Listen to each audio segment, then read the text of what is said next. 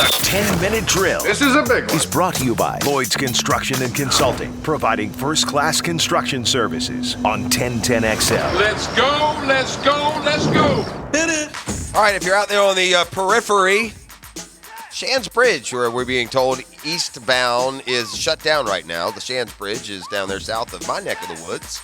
If you use the Shands Bridge, you know what the Shands Bridge is, and apparently coming back eastbound, shut down as of 7:19. That on the text line designed by Lifetime Enclosure. So there you have it. Mm-hmm. Yeah, time for some sports concepts and rationalizations. We'll do it each and every day, except on Tuesdays. We call it the 10-minute drill and beef. At the end of the drill, we're going to flirt with some disaster, aren't we? Yeah, stay tuned. At the end of the 10-minute drill, Googans will have a chance to score a pair of tickets to see Molly Hatchet tomorrow night down at the Florida Theater. It's an 8 o'clock show. You can get your tickets online at the Florida Theater box office or be the lucky Googan at the end of the 10-minute drill and score a pair on us. So are we sure that the Jags are just way under-talented? I saw more lists yesterday, Dan. I mean, we go through the offense, and the Jags had a let's say top 32, because that's how they ranked them. Would we agree if you have a top 32 player, you're at a position where multiple players exist, you're doing okay? If you have two, if you have two of the top 23 rated running backs, you feel good about your running backs. If you have a rookie quarterback who's never played and he's 21st, if you have two top 23 guards, if you have a top 5 center, don't you feel pretty good about the offense? Yeah. That's what these grades that we've read the last week as Pro Football Focus puts them out based on how they played in 2020, not on what they could be, what we hope they are, but other than the rookies. Well, now we get over to the defensive side of the ball. I got Josh Allen. He's in that top 30. I think he's like 17th as a rush end or 20-something as a D end.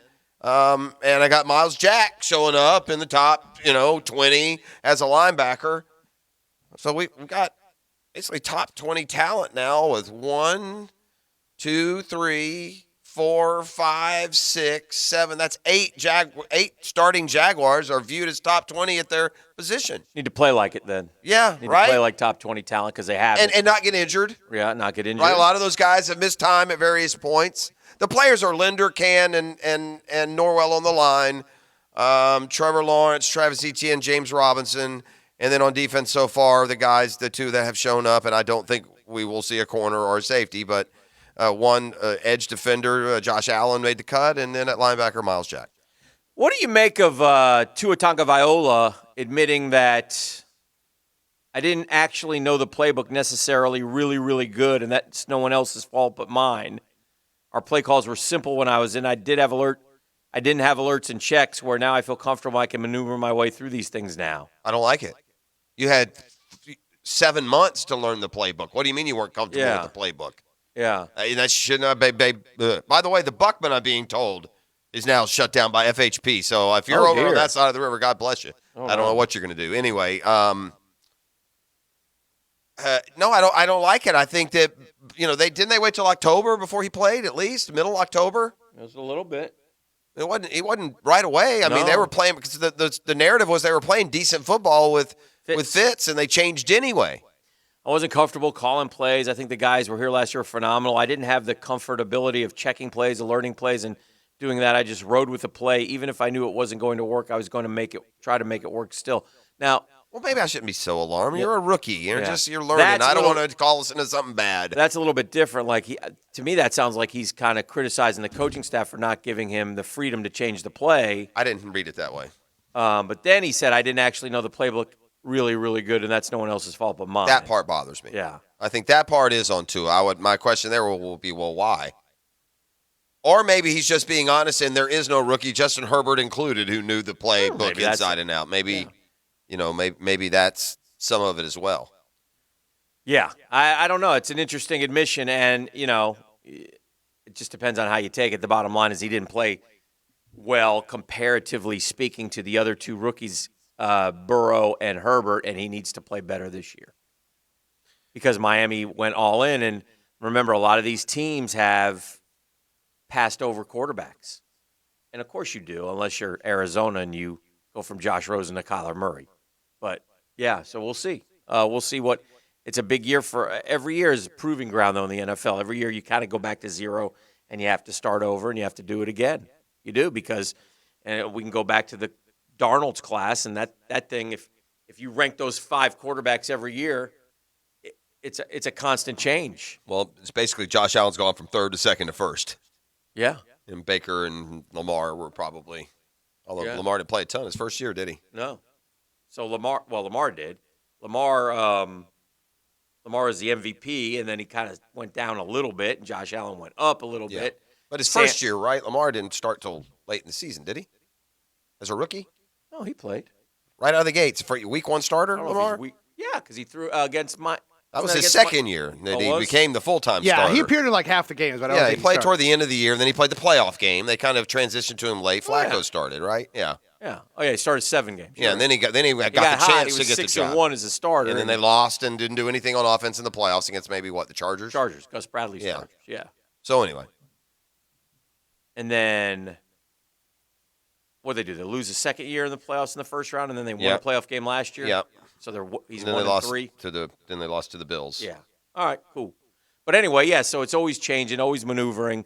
Like Sam Darnold will get a chance. They still haven't quite given up on Sam Darnold yet, but he'll do it with a new team this year. Yeah. So. I see the Gators got a couple of national spotlight games already announced by CBS. Now, look, this is a no-brainer. CBS does a pretty thorough job. They pretty much get the best game of the week, right? There aren't a lot of weeks where you're like, well, we should have been the CBS game. No, actually, with all due respect to this week's Florida-Tennessee game, it should be Auburn-LSU or whatever it is, right? They usually do a pretty good job. So it says a lot when you get designated before the season starts that you're the national TV game that week. Okay. I think it's an indicator. Florida Georgia is always the game. It is, and Yeah. it always will be. But that one, in fairness, doesn't matter what the records are. They're going to show that one. They could both be Yes. 3 and 7, and they'd show the Florida Georgia. Yes. But it was Florida LSU for a while, Dan. It was Florida Tennessee for a while. It's been Alabama LSU for a while. Sure. Point being, and it's not a primetime game, but the other game nationally that was announced from the SEC, Florida Bama, 3:30 kick though is what I'm getting at. Yeah. And I know that you kind of wanted that to be a night game. Didn't you did. tell me that? Yes. That's a tough one. I think night gives you a couple advantages as a fan, but to be honest with you, playing that early, Alabama's not Duluth, Minnesota. I don't think the heat's going to be that big a deal for them. No, Right. no. Yeah, if Notre Dame's trotting down in No. the early They don't September, it's one thing. Or Tennessee, Philip Fulmer bring them in a day early every now and then. They don't care. They don't Yeah. care. But anyway, the biggest point of bringing it up is just to let people know that'll be a 3:30 game. So go Yeah. ahead. I know a lot of you are planning your falls already. Listen, if that's what it's going to look like in New York City right now in May, Yeah. Are you a little bit surprised at how this just it's like this just like unmentioned transition of like people together and around and unmasked? You know what I'm saying? I don't. Like this, I don't to know. see the scenes on the streets and in not just in New York and in the crowds everywhere. It's like sports seems to be a real barometer of where we're headed societally, I think. I don't know. Yeah. It's like we It's just I'm just so not used to we it. deemed it over. I guess. That's what I'm asking. I guess, yeah. I don't know. I don't even beef. Do we even know how many cases there are now? I mean, we should get a daily tracker of cases now, and I mean, I'm sure there's people that are tracking it. but yeah. I have no idea. Well, what's happened is the vaccination rate is up, It's about 50%. half. Yeah, right. And then I promise you, outside of that vaccinated 50%, there's a large percentage who have had it. And I did see something recently about the lingering seems to be more evidence, or some reports of more evidence of the antibodies linger longer and are stronger than they knew. Mm-hmm. So if you did have it, you're probably not very likely to get it. I'm sure there's also a percentage of whatever it is of people who, by their immune system or whatnot, aren't going to get it. So the risk has probably been tremendously lowered. Yeah. Anyway, man, just got savage awful quick yesterday with the announcement of the match coming up in yes, July. it did. Yes, it did. And Tom Brady started it all. He put up a couple of memes making fun of both Aaron Rodgers and Bryson DeChambeau, but he did it. I mean, is it too soon to just go right into the Brooks Koepka, mentions when it comes to DeChambeau? No. I mean, he got right to it. That's what dudes do. And then Tom Brady said 2 old guys against the young Bucks. Bryson DeChambeau better get used to laying up because we know Aaron Rodgers isn't going for it. Alluding to the field goal. Alluding to Aaron Rodgers not running it in there. And then they went back and forth. And then out of nowhere, Koepka just sends to Aaron Rodgers, sorry, bro. Oh. That you're being paired. And then that's when Living Rent Free came out. Yeah, then DeChambeau said, nice to be living rent-free in your head. Mickelson, in the meanwhile, I feel like I'm in the middle of something and should step aside. Oh, except I'm the current PGA champ. So, anyway, the boys are going to go at it.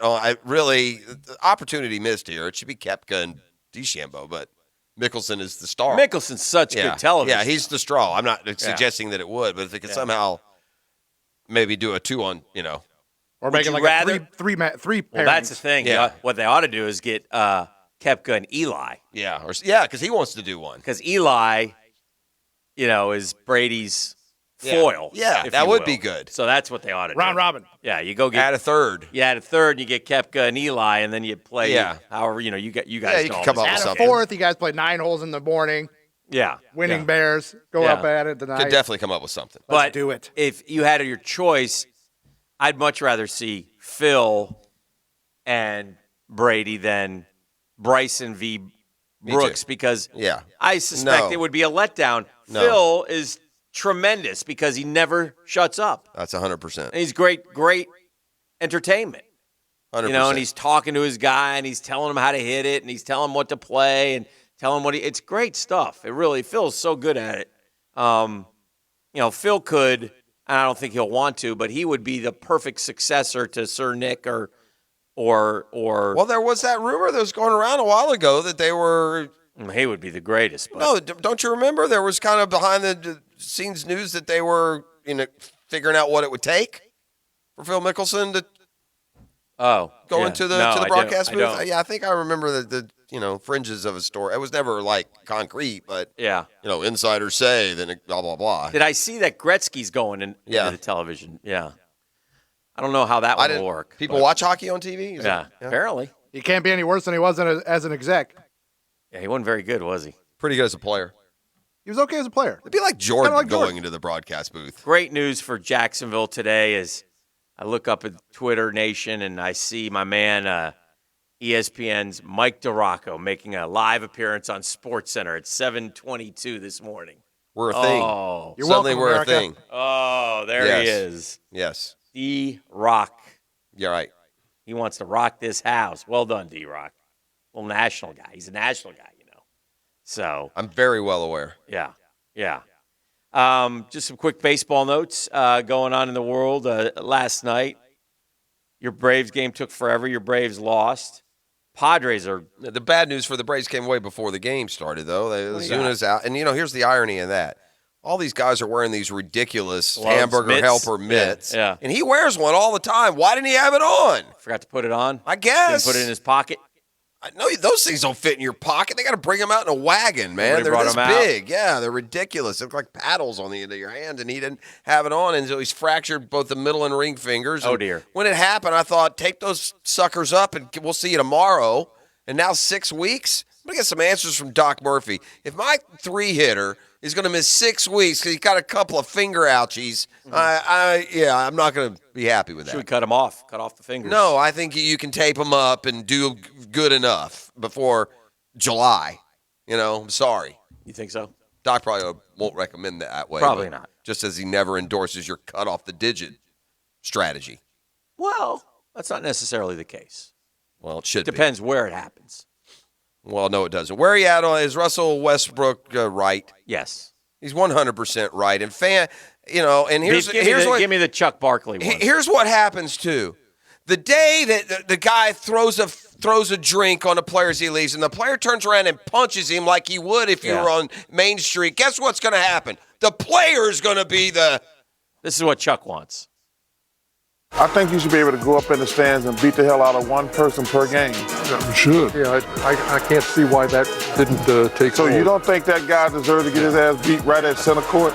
Maybe he does, but not one person I don't per think game. we can indiscriminately open the cage, and No. it's got to be one person in particular. But I do agree. Don't take that guy downtown. Let's just take him out to half court. Russell will sit down in a chair, and bro, you dump it on my head and run as fast as you can. Yeah. When the running man begins. Oh, you're not You going to get follow very him on far. the big screen. You chase him back into the corridor. You catch him. You bap, bap, bap, bap. It could be like one of those scoreboard games. You're like only the allowed donut three. race. You only allowed 3 punches, just one in the face. Oh, dear. You give him one good punch in the face, because a man who dumps popcorn on another man, I would suggest, ain't never been punched in the face, or you wouldn't dump a bucket of popcorn on a grown man. They ejected him. It's just Not enough. not cool, man. You can't do that. It's Don't do beyond that. not cool. It's all not cool, and it's getting worse and worse and worse. It's so funny. We finally get fans back, and now everybody. No, it's I'm not being a hypocrite No, here, you're not. Hick, It's I'm not a prude. Yeah, All right, and if yeah. we're off golfing, guys say words I've never heard before. I ain't judging, but there's a difference in public and private, and that's not hypocrisy. That's manners. And 12,000 people in an arena shouldn't shout in unison F anything. Trae Young's balding. That's fine. That's fun. Creative. But it's a little much. A little much. No couth. Like, And it's not New York. I mean, it's whatever. It could be anywhere. I mean, any grouping. This mob mentality that you seem to endorse up there in the Canyon of Heroes. I'll stop attacking my team. What time is the ticker tape parade today for drawing even in the series? So bitter. I think his fan base, your fan base, I think thinks y'all won it all. Were they selling I know series tied at one T-shirts after the game beef? No, they were busy driving down to Atlanta to buy your fans tickets so they Nah, can it won't watch. happen. Nah, So well, it'll be like you- 70-30 Knicks fans in Atlanta. It won't be 70-30 Knicks fans. Mark that down. You'll Beef. see. Go ahead. You watch the game Yeah. if your team has a run at any Yeah. point, and you let me know how loud it is. It won't Unless it won't be. you and Rodeo Ron and the other two guys You're on wrong Twitter about are that. driving up there. When's the last time you watched an Atlanta Hawks home game? In all seriousness, how long? When- 5 years, 10 years? That's not true. I saw Vince Carter hit a 3 there in Atlanta. That's the last game I watched. Well, there you go. I don't believe you. I think you saw the highlight. I was there. Carter hit. Oh, you were actually at the game. I was at the game. Oh, well, Yeah, I don't believe that. yeah. Hawks fans out in droves. Yeah, the Hawks fans will be there. It will not be. Attacking Julius Randle. It will not be a Knicks home court advantage. You can think that. That's fine. I mean, there might be some there, but We'll see. How do you determine if it is? Like, I think that how do you determine if it's a Knicks home court advantage? if it makes a difference in the Knicks' favor at any point of the game, or if the overall buzz and loudness goes up and down with what the Hawks are doing. Here's how good. like if the building rides with what the Hawks are doing, not an interloping here or there, but if the building is dictating and is resonating with what's I'll going give you on an with that example. land. I go to the Rays game and It I won't hear be like that. Let's Yeah. go Mets, Yeah. and they can't boo them out. I go, but I watch the Mets and the Braves in Atlanta, and I hear Let's go Mets, And they and boo- Braves right. fans boo them out. That would happen at the Hawks game too. I don't think it will. Okay. Well, I don't think it will. try. I tell you what, you won't hear bleep Trae Young at any point of the broadcast on Friday. Oh yeah. There's not enough people there, or not enough moxie there Trae to Young's hear that. balding. Yeah, Trae Young's balding is fun and creative. I endorse that one. All right, let's do this. Beef, caller number 3. The Blood Fortnite. Yeah. Beef. 641-1010. Caller 3 going to go home with a pair of tickets Yes. to Molly Hatchet. Yeah, and we got Doc Murphy on deck. Lots of tough questions for him. It's all coming up right here on a Thursday edition of The Drill.